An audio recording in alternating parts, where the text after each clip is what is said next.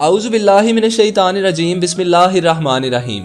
YouTube کے معزز دوستو السلام علیکم، میں ہوں محسن رضا اور آپ دیکھ رہے ہیں اردو انفو ٹی وی۔ ماہ رمضان کے بارے میں اس زمین پر سب سے پہلے اترنے والی آیات یہ تھیں۔ رمضان وہ مہینہ ہے جس میں قرآن نازل کیا گیا، جو انسانوں کی سراسر ہدایت ہے اور ایسی واضح تعلیمات پر مشتمل ہے جو راہ راست دکھانے والی اور حق و باطل کا فرق کھول کر رکھ دینے والی ہے۔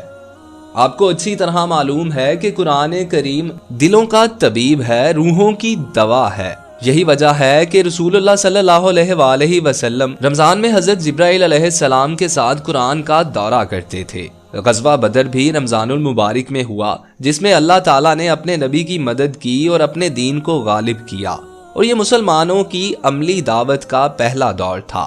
سورہ آل عمران میں آتا ہے، آخر اس سے پہلے جنگ بدر میں اللہ تعالیٰ تمہاری مدد کر چکا ہے، حالانکہ اس وقت تم بہت کمزور تھے، لہٰذا تم کو چاہیے کہ اللہ تعالیٰ کی ناشکری سے بچو، امید ہے اب تم شکر گزار بن جاؤ گے۔ فتح مکہ بھی رمضان میں ہوئی اور اسی کی بدولت جزیرہ العرب میں مختصر مدت میں اسلام پھیلا، اور یوں ایمان اور شرک کے مابین موجود فاصلہ مٹ گیا، کیونکہ ایمان نے جزیرہ عرب کے دل پر، جزیرہ عرب کے شہروں کے کوہان کی چوٹی پر اور فرزندان جزیرہ کے فخر پر اور عزت و تقدس کے گھر مکہ مکرمہ پر قبضہ کر لیا، جو اللہ تعالیٰ کے پرانے گھر کا مستقر ہے۔ سورۃ الفتح میں آتا ہے، اے نبی، ہم نے تم کو کھلی فتح عطا کر دی تاکہ اللہ تمہاری اگلی پچھلی ہر کوتاہی سے درگزر فرمائے اور تم پر اپنی نعمت کی تکمیل کر دے اور تمہیں راستہ دکھائے اور تم کو زبردست نصرت بخشے۔ اور رمضان المبارک میں وہ رات ہے جو 1000 مہینوں سے بہتر ہے۔ اس رات میں کائنات مقرب فرشتوں سے آباد ہوتی ہے اور روح امین کے وجود سے شرف یاب ہوتی ہے۔ تو سامعین گرامی، اب ہم آپ کو بتاتے ہیں کہ رسول کریم صلی اللہ علیہ وآلہ وسلم اس مبارک مہمان مہینے رمضان المبارک کو کیسے گزارتے۔ رمضان ایک ایسا مہینہ ہے جس کے دن روزے سے معمور ہوتے ہیں اور راتیں قیام سے۔ یہ ماہ خلوت ہے۔ اللہ تعالیٰ نے اسے مساجد میں اعتکاف سے نمایاں کیا ہے، لوگوں کے میل جول سے پیدا ہونے والے شور و غوغا سے دور رہنے کو مستحسب قرار دیا ہے۔ دنیاوی معاملات میں چلت پھرت کے مضر نتائج سے محفوظ رہنے کے لیے اعتکاف کو پسندیدہ ٹھہرایا ہے تاکہ روح کی خلوت کمال پائے۔ اس مہینے میں اللہ تعالیٰ کی طرف متوجہ سچے دلوں پر حق کے فیض عام ہوں اور مزید اللہ تعالیٰ سے رابطہ مضبوط ہو۔ رسول اللہ صلی اللہ علیہ وآلہ وسلم اس مہینے کو ایک موقع غنیمت جان کر فائدہ اٹھاتے تھے۔ آپ اسے طرح طرح کی نیکیوں سے آباد رکھتے تھے۔ ہمارے نیک بزرگوں نے اس حقیقت کا ادراک کر لیا تھا کہ نبی کریم صلی اللہ علیہ وآلہ وسلم دن کے روزے کو بطریق احسن رکھتے تھے، اور یہ وہ فریضہ ہے جو اللہ نے اپنے بندوں پر فرض کیا ہے۔ آقا علیہ السلام اس ماہ مبارک میں جود و سخاوت کا مظہر کامل ہوتے، کھل کر صدقات دیتے۔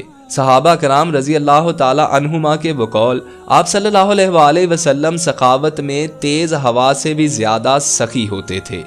سخاوت یوں تو آپ صلی اللہ علیہ وآلہ وسلم کا سال بھر کا معمول تھا، مگر رمضان میں آپ صلی اللہ علیہ وآلہ وسلم کی سخاوت کئی گنا بڑھ جایا کرتی تھی۔ آپ صلی اللہ علیہ وآلہ وسلم اپنی رات کو نماز تہجد اور نوافل میں آباد کرتے تھے۔ آپ صلی اللہ علیہ وآلہ وسلم لوگوں کو نماز پڑھاتے تو نماز کو مختصر کرتے، مگر جب اپنے گھر تشریف لے جاتے تو نماز لمبی پڑھتے، پھر اسے اور لمبا کرتے۔ آپ رات کو تسبیح و قرآن میں گزار دیتے تھے۔ آپ جبرائیل امین علیہ السلام کے ساتھ کتاب اللہ کا دور کرتے تھے، اس لیے کہ ماہ رمضان دراصل ماہ قرآن ہے، لہٰذا روحانی سرگرمی اور تزکیہ نفس کے لیے رمضان و قرآن باہم دیگر لازم و ملزوم ہیں۔ اسی سے سیام و قیام کے انوار براہ راست دل پر پڑتے ہیں۔ حضور صلی اللہ علیہ وآلہ وسلم اللہ کی کتاب کو سمجھتے اور اس میں تدبر کرتے، اس کے معنی میں غور کرتے۔ آپ صلی اللہ علیہ وآلہ وسلم آخری عشروں میں معتکف ہوتے، مستعد و چوکس ہوتے، اپنی کمر کس لیتے اور اپنے گھر والوں کو بیدار کرتے۔ یہ تھا رسول اللہ صلی اللہ علیہ وآلہ وسلم کا حال رمضان، اور اسی کو صحابہ کرام نے بھی اپنایا۔ انہوں نے آپ صلی اللہ علیہ وآلہ وسلم کی سنت پر عمل کیا۔ اس امت کے تابعین صالحین نے صحابہ کی پیروی کی۔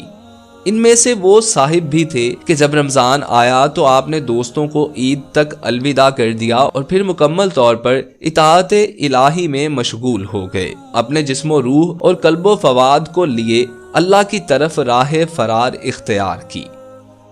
تو دوستو کیسی لگی آج کی ہماری یہ ویڈیو؟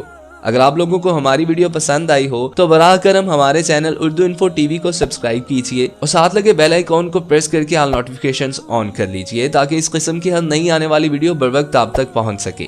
اگر آپ لوگوں کو ویڈیو سچ میں پسند آئی ہو تو کمنٹ سیکشن میں اپنی قیمتی رائے سے ضرور آگاہ کیجئے۔ اللہ آپ کا اور میرا حامی و ناصر ہو۔ اللہ نگہبان۔